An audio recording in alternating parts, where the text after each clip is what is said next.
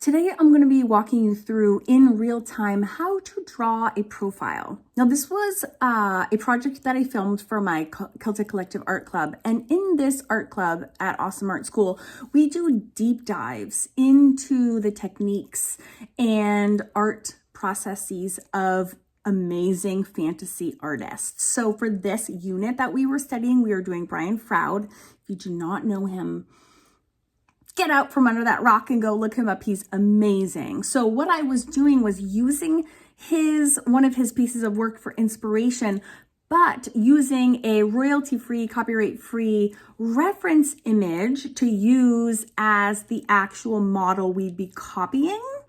And then I'll teach you again in real time how to draw the nose, mouth, everything in the profile view.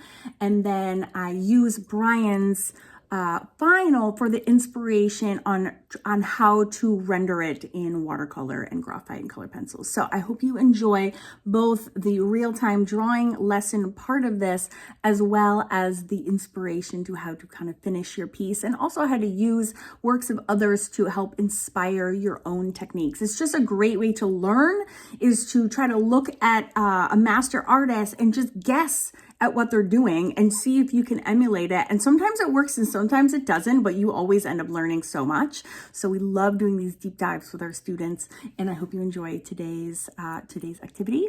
And I'm working from my How to Draw and Find Your Style book, which you can find on Amazon's worldwide. Enjoy.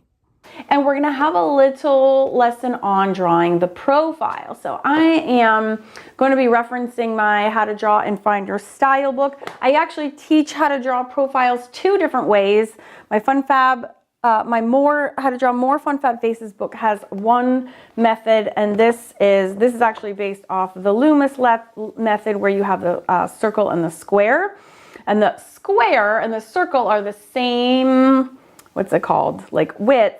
But the bump out of the square is what determines the distance of the nose, etc. So we'll just take it step by step. The guidelines are the same. The eyes, nose, and mouth are the same as on the front face. You can see my circle here. Just if you take the same guidelines and extrapolate them over to the profile, you can see that they line up in the same way.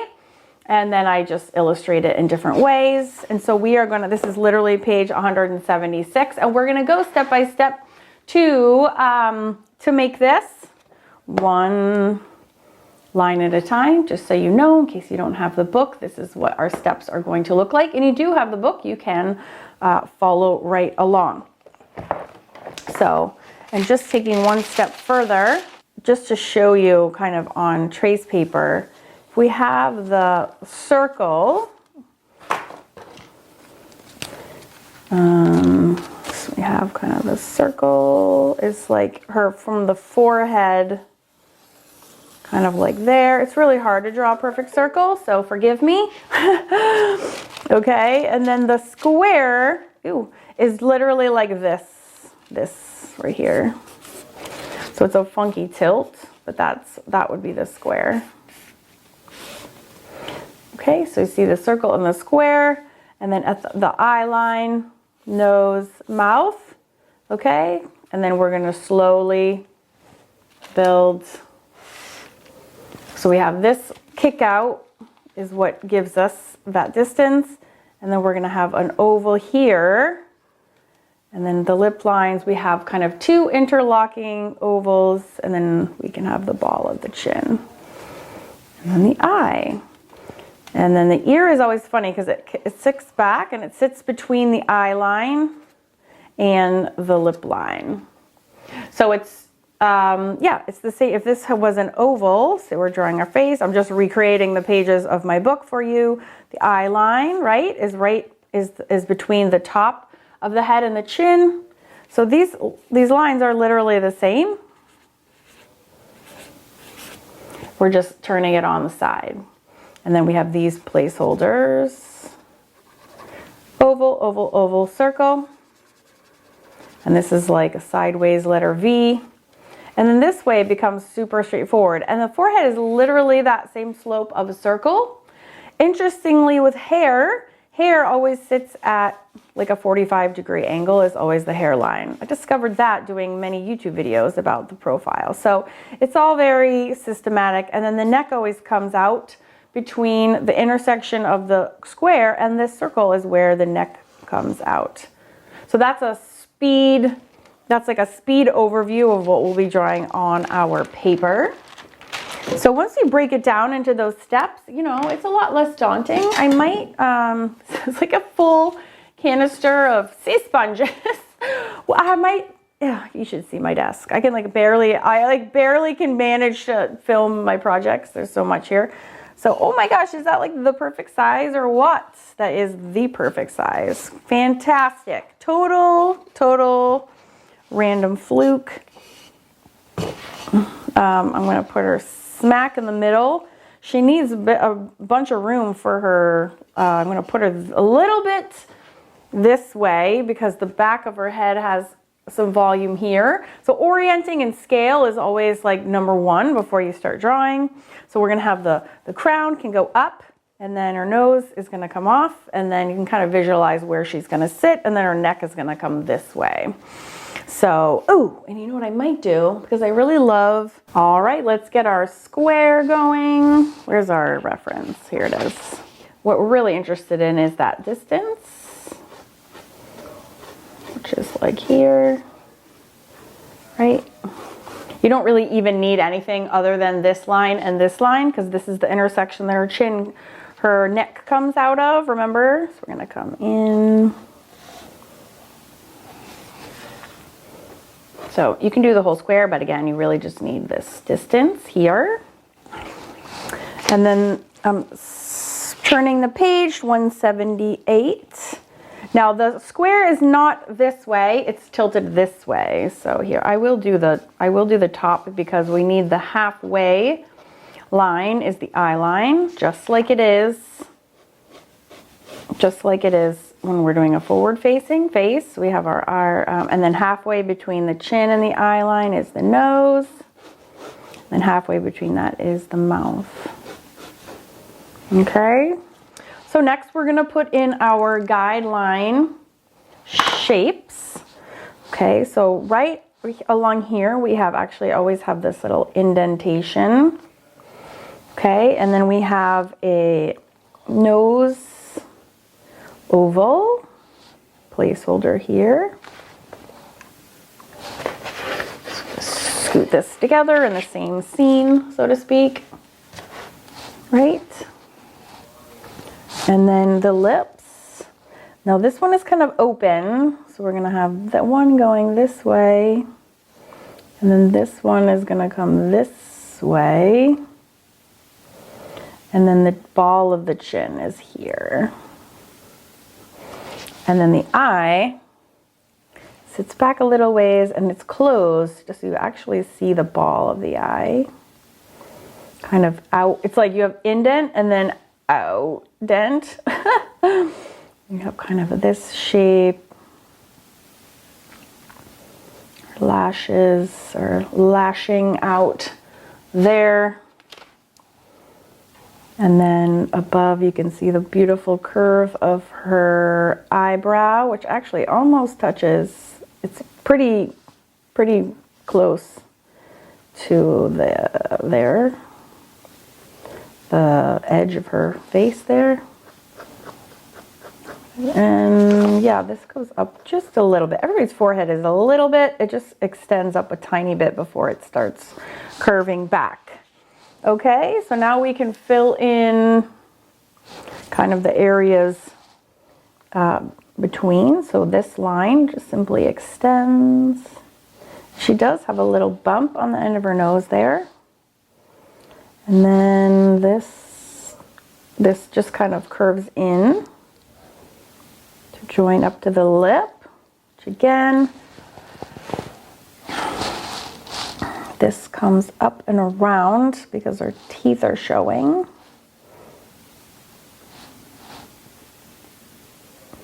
It's almost like this. And then this comes in a little bit. And then her chin comes around like this. And then you can actually draw in a faint line for her jawline. And remember, her ear, it sits between the eye line and the mouth, and it's kind of canted back a little bit. I can't remember if we see her ear or if the crown covers it. And then the ear, this from the ear is it's kind of like drops down, and then this joins forces with it. Okay, and then we have her little sinewy neck. Okie dokie. Isn't that cool? So she kind of starts emerging out of the paper. Now, if this is too great, which I didn't really compare, this looks a bit long, but it's also might be due to the fact that, let's bring this down a little bit more. Her head tilt is so crazy. But then we can start erasing the guidelines.